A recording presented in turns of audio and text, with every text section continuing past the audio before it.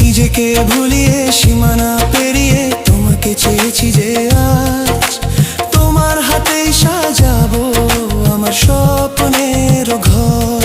আমি তোমার প্রেমে পড়ে দুনিয়া ভুলে গেছি।